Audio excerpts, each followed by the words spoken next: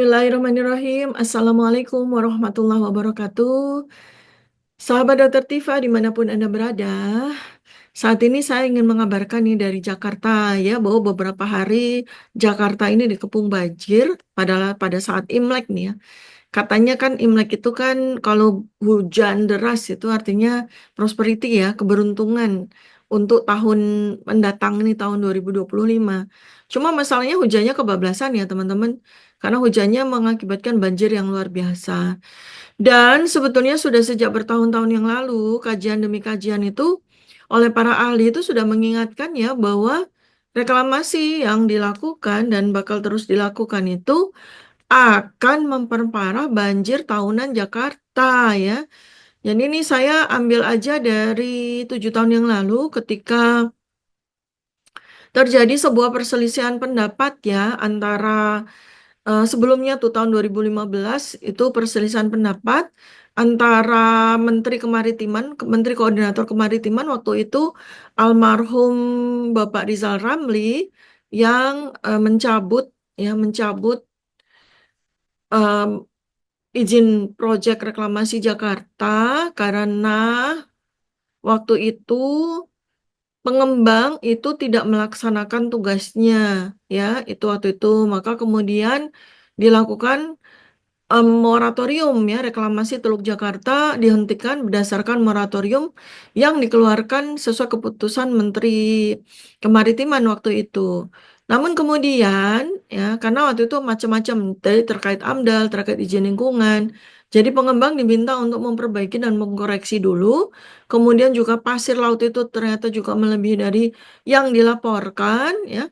Kemudian waktu itu pengembang juga tidak menyampaikan pengamatan ataupun pencatatan lapangan tentang situasi reklamasi sehingga kemudian Menteri Kemaritiman waktu itu almarhum Bapak Rizal Ramli itu mencabut izin untuk reklamasi sampai kemudian pengembang itu memperbaiki gitu ya. Tapi kemudian selanjutnya kan Menteri Kemaritimannya jadi ganti ya. Bapak you know who kan. Jadi dialah yang memastikan bahwa reklamasi Teluk Jakarta itu terus dilanjutkan gitu ya. Jadi pemerintah tetap ingin, katanya nih, pemerintah tetap ingin proyek reklamasi Teluk Jakarta terus dilaksanakan. Kenapa? Katanya karena urgensi dan fungsinya bagi keberlanjutan wilayah DKI Jakarta. Sekarang setelah 7 tahun kemudian kita juga baru tahu kan bahwa urgensinya ini untuk siapa. Apakah memang untuk Jakarta atau memang untuk pihak-pihak yang berkepentingan terhadap reklamasi tersebut? Lalu fungsinya untuk apa? Karena semua ahli waktu itu sudah warning bahwa reklamasi 17 pulau buatan ini ya itu akan memperparah banjir tahunan. Ya, itu kan sudah dikaji.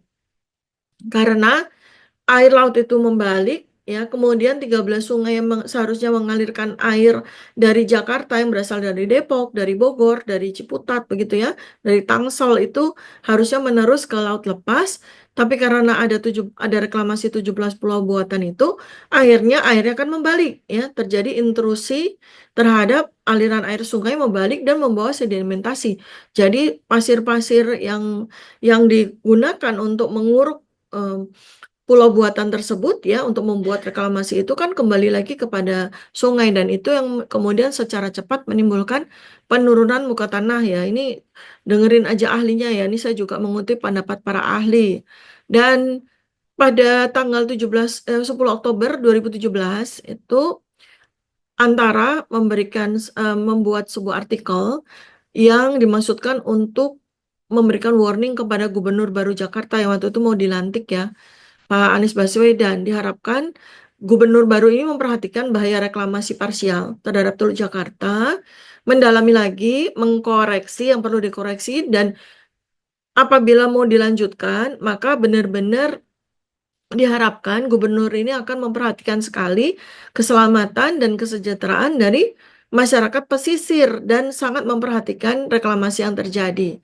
Ya, nah dua isu penting kan ya, jadi menyelamatkan Jakarta dari bencana banjir yang selalu terjadi, kemudian melindungi Jakarta dari datangnya air laut yang terjadi karena intrusi air laut itu memperparah banjir dan sekaligus juga mengkontaminasi air tawar yang diminum oleh warga Jakarta akibat dari pembalikan dari air laut.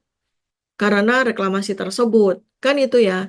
Nah, kemudian kalau dilihat lagi dari 6 tahun yang lalu, pemerintah waktu itu masih Pak SBY dan Gubernur Jakartanya masih Pak Fauzi Bowo itu membuat sebuah kerjasama dengan pemerintah Belanda, tepatnya di tahun 2011, yang dimaksud untuk mereduksi dan mencegah banjir yang terjadi di Jakarta dengan membuat giant sea wall. Diharapkan dengan giant sea wall itu air laut akan terhalang dan kemudian Jakarta bebas banjir. Tetapi kan ternyata kan itu by teori ya, karena eh, pada waktunya semua proyek itu dijalankan, baik Giant Sea Wall dijalankan maupun reklamasi dijalankan, alih-alih membuat Jakarta bebas banjir, malah bikin Jakarta tambah banjir ya, seperti yang terjadi sekarang. Kan begitu tuh. Jadi waktu itu sempat Menteri Lingkungan Hidup dan Kehutanan mencabut sanksi administratif terhadap Pulau C, Pulau D, dan Pulau G. Ya, jadi waktu itu kan dicabut nih sanksi administratifnya karena mereka ternyata tidak memenuhi segala macam syarat-syarat. Ya, terus kemudian sanksi administratifnya dicabut oleh Pak Menteri Yunohu. Ya, akhirnya reklamasi jalan terus dengan apapun yang terjadi. Jadi keputusannya almarhum Pak Rizal Ramli ya untuk menghentikan sementara pembangunan reklamasi sampai pengembang itu mengkoreksi apa yang dia lakukan dicabut ketika Pak Rizal Ramli diganti Pak Yunohu ya. Akhirnya reklamasi jalan terus tuh sejak itu sejak 2017. Nah, akibatnya 7 tahun kemudian kita tahu nih ya hujan yang sedianya itu sebagai tanda dari kemakmuran malah menenggelamkan ini sekarang nih membanjiri hunian-hunian membanjiri kompleks-kompleks di Jakarta Utara yang dulu itu kan kayak naga ya puncaknya kemakmuran tuh di Jakarta Utara tuh di Kelapa Gading di Pantai Mutiara di Kamal di Penjaringan itu yang di Jakarta Barat sampai ke Jakarta Barat itu kan tempat-tempat yang banyak dihuni oleh warga keturunan yang kaya-kaya ya sekarang ini lagi pada kebanjiran semua karena mereka ini di depan muka dari pesisir yang sekarang ini lagi direklamasi, akhirnya mereka itu menghasilkan kubangan besar itu kan. Jadi seperti zaman dulu lagi. Sekarang ini banjir sampai ke Jakarta Pusat, sampai ke Monas nih, sahabat Dr. Tifa yang berada di luar Jakarta nih, kejadiannya seperti itu ya. Kemudian waktu itu Gubernur Anies udah jadi gubernur, kemudian dia ya, menghentikan pelaksanaan reklamasi Pulau C dan D karena tidak sesuai sama seharusnya gitu. Jadi dia kan harus membuat kanal-kanal, kemudian dia juga harus melakukan si pengembang ini kan harus melakukan banyak sekali koreksi-koreksi, ya kan? Tapi tapi reklamasi yang lain dijalankan terus ya. Pulau yang kita maju bersama itu, yang itu pulau apa ya itu ya?